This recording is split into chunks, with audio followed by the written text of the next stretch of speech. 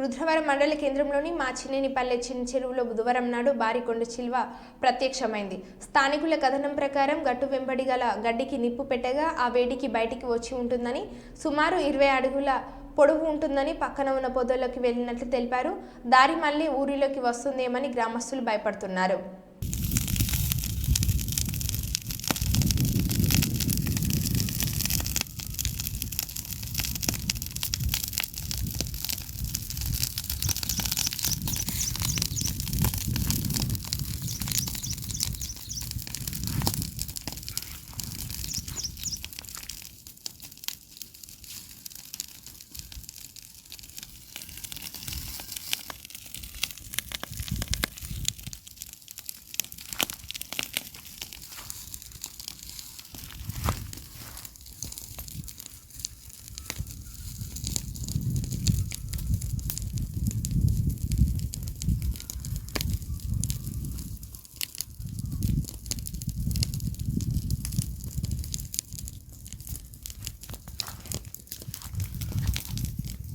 మంచిది కొండశీల